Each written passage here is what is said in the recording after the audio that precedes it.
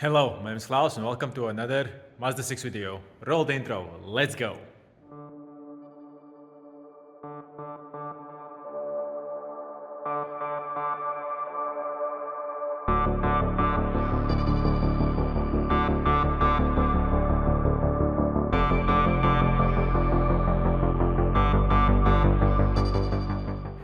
Yep, you are correct. From the thumbnail you've seen. Rear vehicle monitoring system. I have a light and we're gonna go and check why that light is there. Before you start doing any parts runs, anything else, we need to check what's up with it. So don't do any parts and don't start ordering stuff for some things and some things. We will start with simple stuff, very simple. Firstly, we get a scan tool.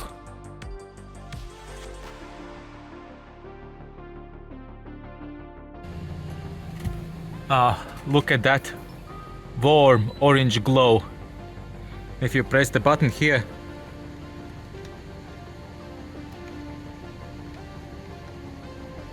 it doesn't change anything. Okay, let's start with health report. So temperature control, that's because of this side. The flap is broken. So this blows only hot, this blows cold. So the flap is broken in here. So I need to remove all the dash to get to this. So I'm gonna leave that job on its own. But there you go. Rear vehicle monitoring. Read fault code.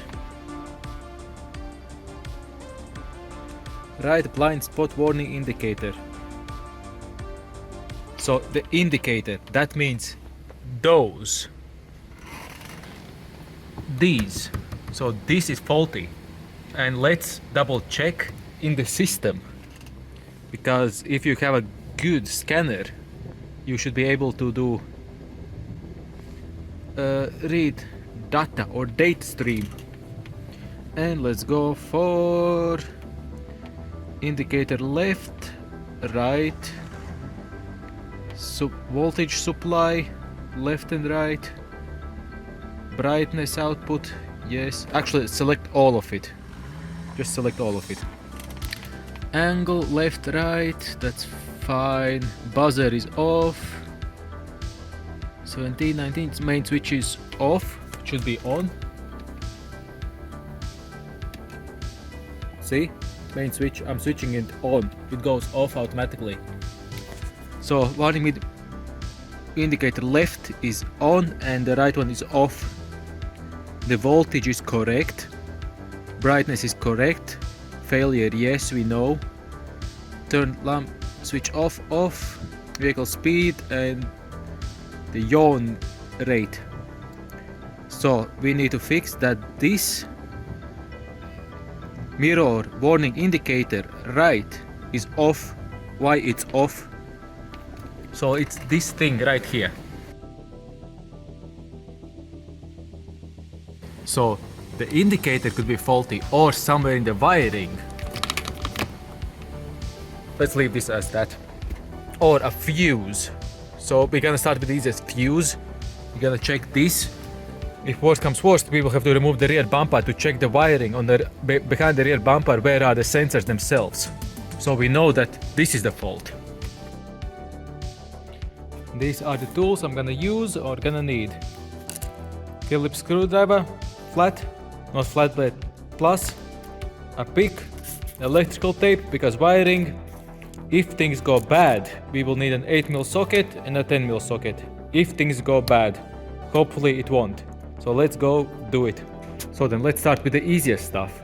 Check the fuses. Now, I did Google it first, and as you can see, that fuses might have been the number 6, 9, 12, 14 or 15 with all the same fuse box as the cigarette lighter.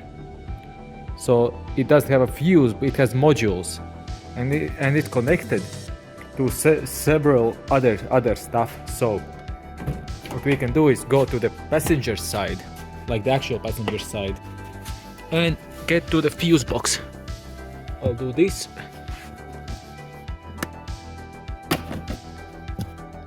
And we need to check, okay, where is it? As you can see, I can read here. Which one is cigarette lighter? So the cigarette lighter is the 15. And let's see if it looks correct. If you look with the eyes, I can see that right there, in the middle, where it's between 1 and 5, it's together. They all are together. That means that the fuses are perfectly fine. Now we have to check this, if this works. I don't have a multimeter, I don't know how to check it, but I might have a plan how to. I don't think that will work. What I did here, I exchanged this. See, this is the left side, and I put it to the right, because this, remember, was working. If this bulb or this is faulty, then this will be the problem. Right one, but the left one. So that one should be now faulty. If I start up the car and check it with the. So then it's still here. Let's see if it went to the other side. If it's the light's fault. It's still the right one. It's not the left. So the bulb is not the faulty one. Okay.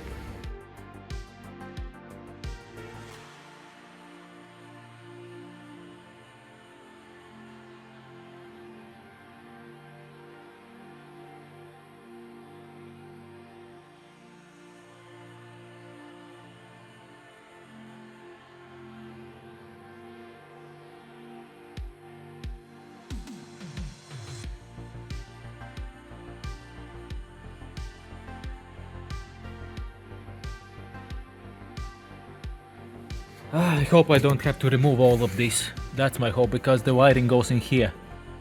And then it goes right there.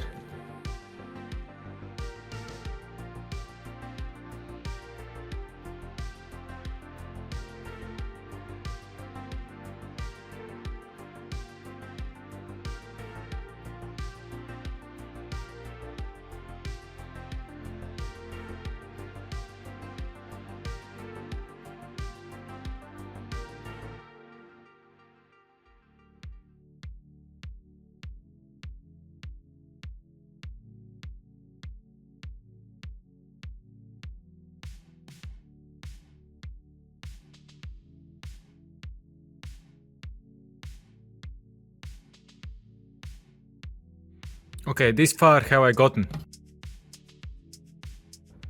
These pins inside look fine. All this wiring. You trace along. There is no rubbing through, no splitting, nothing like that. If we check inside here, it's all looking completely fine. So this is all protected. These are the two wires. You can trace them along. You can easily trace them along. So I will tape this back up how it was. With this here. So here everything's completely fine. Here is nothing wrong. Goes in the door and it's protected there. It's in a huge sleeve. And underneath here, it's to the firewall. So nothing actually can touch the wires. So what I feared, this might be the only option. The sensor there, that wire that connects to this, has gone bonkers.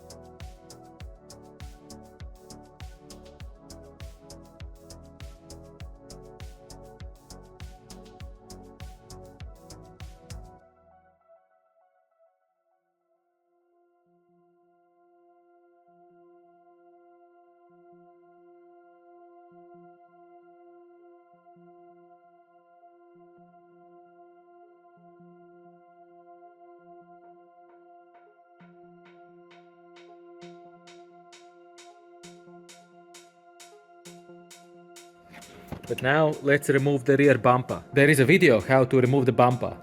So I'll skip this and I'll put you on the side to see how I do it in the speed up. If you want to see how to remove the bumper, there will be a link in the description down below by step how I did this.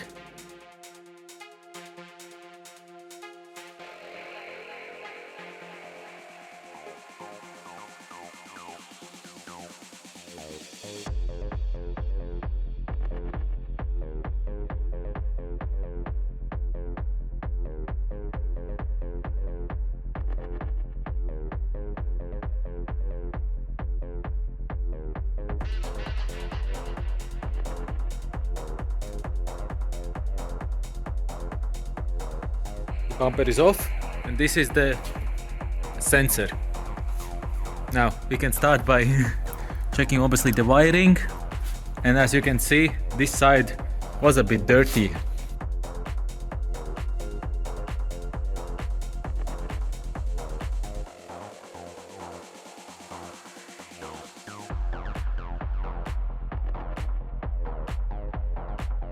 All the pins look fine.